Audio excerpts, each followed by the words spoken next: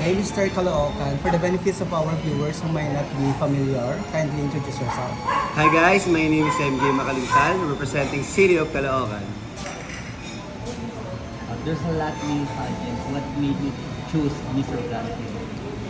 The reason why I choose this Mr. Grand Philippines because I think this platform will help me to gain more experiences, and also using this platform I can continue my advocacy.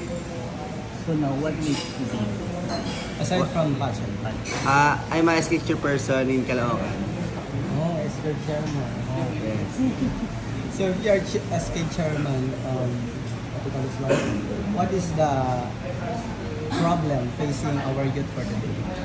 I think the one of the most problem that youth face right now is I think the lack of education for them, because a lot of students are struggling to buy new things, like things that na ginagamit sa pag-aaral, kaya ng mga papel, ballpen, and etc. bag. And ayun, so ang way ko naman doon is kung nagpo-proyekto ako, and also sinasagot ko na rin yung printing nila, kasi kahit sabi mong pa isa-isa lang yung print na yun, gastos pa din. So, pero ako naman, ginawa ko kasi gusto ko rin makatulong sa environment. Ginawa ko na para makapagpa-print ka sa akin, magdala ka ng plastic bottle, di ba? So, is that your advocacy? yung ano po, ito. About Yeah. Actually, ang advocacy ko is education. Ooh. Yeah. Yeah.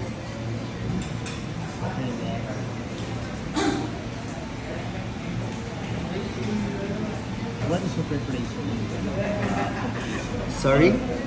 Any preparation Right now, during, okay, leading to this festivity? What are your plans, strategic? okay, ako, pinagpo-focus ko right now is yung Q&A, kasi dapat, maganda yung masagot ko, maayos, and matanggal ko yung kaba during na nagsasalita, mawala yung taranta, ayun. Kasi, pag nadala ako ng taranta, minsan nawawala eh. Yun. Pero kanina naman, during my closed door interview, hindi ako kinakabahan, kaya for me, nasagot ko yung mga gusto nilang marinig. Ayun. How did you see the potential in yourself that you can have a title of in this one? I think that the potential that I have, Yeah. siguro yung dedication eh. Kasi I want to continue nga my advocacy to promote what is the importance of having education. Ayun. If there's one thing you can change to your case, or what is it? Kung anything na mababago sa mukha mo. For me, wala. I'm happy kung meron ako ngayon, sa itsura ko, appearance ko. Ayun. So, para sa akin, wala akong nakikitang kailangan palitan. Since you're one of the pretty face, Wow, thank you. given a chance na maka-enter sa showbiz, since pageantry is already a stepping stone Yes. para maka-enter ka sa entertainment industry, right? So given a chance, sino yung gusto mong makapareha or Makalapit. maka-work with? Okay, wow, that's a nice question. Gusto ko, ang cash ko kasi ngayon si Bini Joanna eh.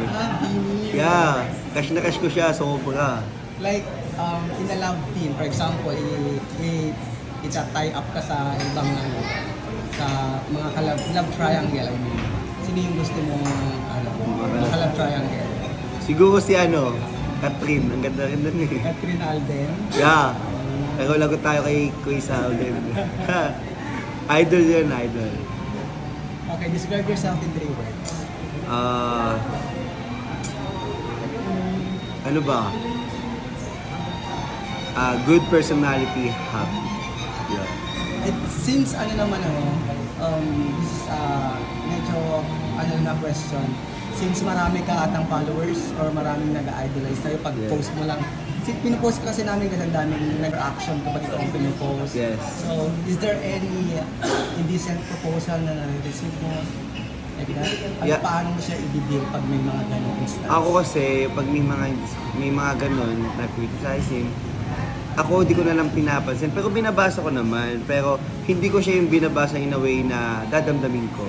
Some of the comment din naman kasi when it comes to my P6 look, okay, tinitik ko siya as a feedback, like titingin ako, okay, baka nga may ganito. Pero yung mga OA na, like ganun, hindi. Kasi minsan yung iba doon, syempre may pagkatotoo din naman yung comment eh.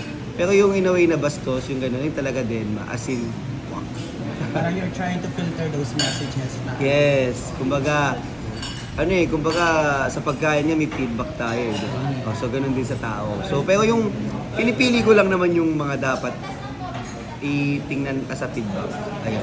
Please invite na lang your followers. Ayun. Hi guys, please support me, Mr. Grand Philippines 2024, representing City of Caloocan on October 25. See you there guys. Thank you. Thank you.